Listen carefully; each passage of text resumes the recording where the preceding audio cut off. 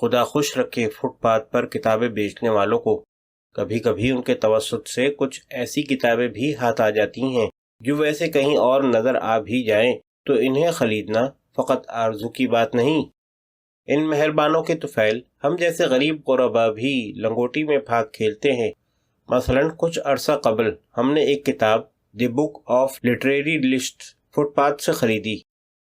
London کے کسی ناشر نے چھاپی اور قیمت اس کی رکھی 12 پاؤنڈ اور مزید کچھ پینس۔ زر مبادلہ کے آج کل کے بھاؤ کے حساب سے 1000 روپے سمجھ لیجئے۔ ہم نے یہ کتاب خیر سے 50 روپے میں خریدی۔ شاید اور سستی مل جاتی اگر ہم بھاؤ تاؤ میں داؤ دکھاتے۔ خیر 50 میں بھی بری نہیں، دیکھنے میں جیسے نئی ہے، بجلت بھی ہے۔ 1985 میں چھپی ہے۔ خوبصورت انگریزی میں لکھی گئی اور دبیز کاغذ پر چھاپی گئی یہ کتاب کتابوں ہی سے متعلق ہے۔ اس میں کتابوں، ادیبوں، شاعروں اور ناشروں کے بارے میں دلچسپ اعداد و شمار، پر لطف واقعات، ناگفتہ حالات اور حیرت انگیز حقائق بیان ہوئے ہیں۔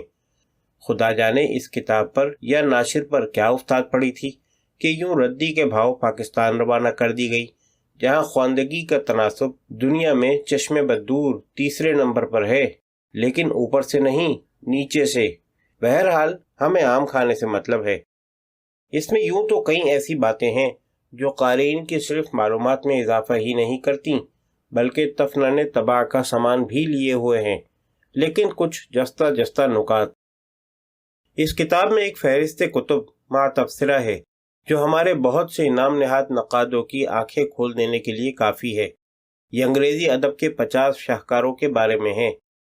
کتاب کے مرتب نکولس پارسنس نے اس کتاب میں بڑی محنت سے کئی اقسام کی فہرستیں جمع کی ہیں، لیکن 3 نقادوں کی تیار کردہ یہ فہرست کتب مع تبصرہ انگریزی ادب کے 50 ایسے شاہکاروں کے بارے میں ہے جن کے بغیر بقول مرتبین ہمارا گزارا ہو سکتا ہے۔ گویا یہ ایک طرح سے کلاسیکی ادبی شہپاروں کے خلاف علم بغاوت ہے۔ ساتھ ساتھ ہر کتاب پر جو مختصر تبصرہ دیا گیا ہے وہ بجلی کی رو کے 440 واٹ کے جھٹکے سے کم نہیں ہے۔ اس فہرست کا نام ہے 50 Works of English and American Literature We Could Do Without، یعنی انگریزی اور امریکی ادب کی ایسی 50 کتب جن کے بغیر ہمارا گزارا ہو سکتا ہے۔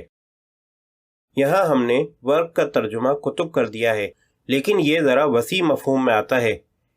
ان میں سے سب کی تفصیل تو ممکن نہیں، بس اتنا سن لیجئے کہ ان میں انگریزی ادب کے بڑے بڑے جغادری اور دھانسو قسم کے لکھنے والوں کی کتابیں اور بعض کلاسیکی کتابیں بھی شامل ہیں، مثلا Ben Jonson, John Bunyan, Henry Fielding, William Wordsworth, Walter Raleigh, Charles Lamb, Charles Dickens, Thomas Hardy, H G Wells, D H Lawrence, William Faulkner, Hemingway اور آلڈس ہکسلے جیسے جیت نام بھی اس فہرست میں موجود ہیں، اور پھر ان پر ایسا تبصرہ جو ایک جملے میں ایک پرانے بت کو ڈھا دیتا ہے۔ مثلا ٹی ایس ایلیٹ کا شمار 20ویں صدی کی معروف ترین ادبی شخصیات میں ہوتا ہے۔ ہمارے ادیب اور دانشور ان کے جملوں کو آسمانی صحیفوں کے سے تقدس اور احترام کے ساتھ اپنی تحریر کی زینت بناتے ہیں۔ خاص طور پر ان کی نظم دی ویسٹ لینڈ کی بڑی دہشت ہے۔ اپنی اسی نظم پر موصوف نے کچھ وضاحتی نوٹس بھی لکھے تھے جو نوٹس آن دا ویسٹ لینڈ کے نام سے چھپے۔ اس پر ذرا تبصرہ ملاحظہ ہو۔ کسی چہچہاتے پرندے سے یہ توقع کرنا غلط ہے کہ وہ کائنات کی سچائیاں بیان کر دے گا۔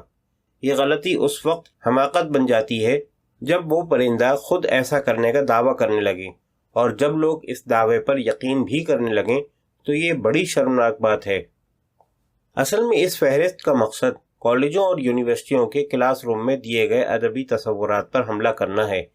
یہ اس بھیڑ چال کے خلاف احتجاج ہے جس کے تحت ذاتی اور انفرادی رائے قائم کرنے کے بجائے پرکھوں کی دانش کو جوں کا توں قبول کر لیا جاتا ہے۔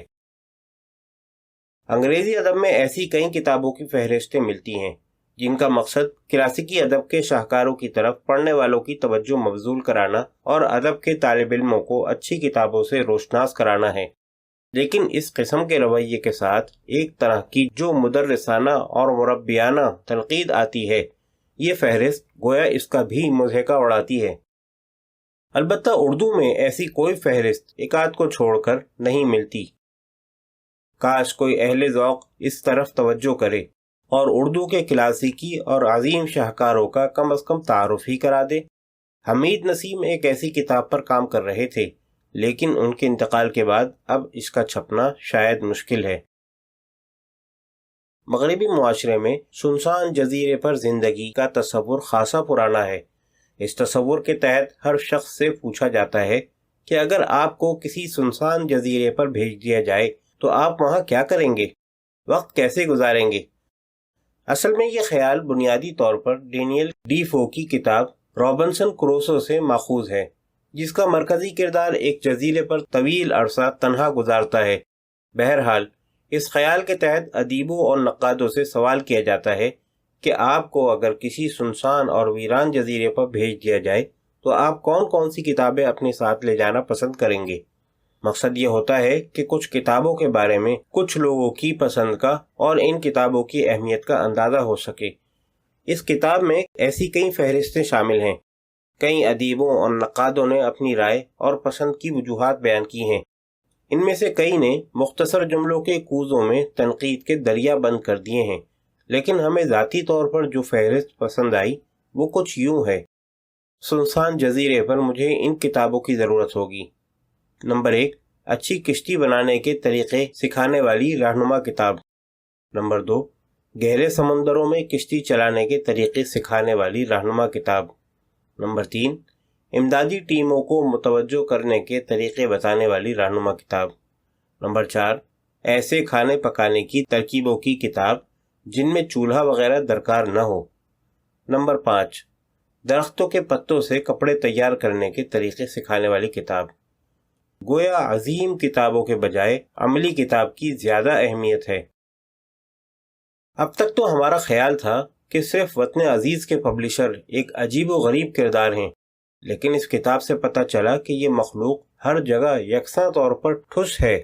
مثال کے طور پر جیمز جوائس کی کتاب ڈیولنر کو لے لیجئے۔ جوائس کا شمار اب تو عالمی ادب کے بڑے ناموں میں ہوتا ہے، لیکن اس کتاب کو ایک نہ دو پورے 22 پبلشروں نے چھاپنے سے انکار کر دیا تھا۔ جوائس کے ایک اور شاہکار A Portrait of the Artist as a Young Man کو 20 ناشرین نے مسترد کر دیا تھا، جس کا اس پر اثر اتنا برا ہوا کہ اس نے دل برداشتہ ہو کر مسودے کو آگ میں جھونک دیا تھا۔ عین اسی وقت اس کی بیوی پہنچ گئی اور اس نے مسودہ جلنے سے بچا لیا۔ سبحان اللہ، لکھنے والوں کی بیویاں ایسی بھی ہوتی ہیں، ورنہ بالعموم تو یہ ایک نک چڑھے نقاد کی طرح شوہر کے کاغذات کو جلائے جانے ہی کے قابل خیال کرتی ہیں۔ ویسے ہمارا خیال ہے کہ جوائس صاحب کچھ زیادہ ہی جلدی ہمت ہار گئے۔ انہیں چاہیے تھا کہ جان کریزی صاحب کی طرف دیکھتے، جن کی پہلی کتاب کو ایک نہ دو پورے 743 ناشرین نے ہری جھنڈی دکھائی تھی، لیکن جب ان کی پہلی کتاب چھپ گئی اور انہیں باقاعدہ ادیب تسلیم کر لیا گیا تو انہوں نے بھی خوب انتقام لیا، یعنی کتابوں کے ڈھیر لگا دیے۔ موصوف نے کل 565 کتابیں لکھیں۔ اس سے اندازہ ہوتا ہے کہ بعض لکھنے والوں کے مسودے رد کر کے کبھی کبھی ناشرین بھی انسانیت کی بڑی خدمت کر جاتے ہیں۔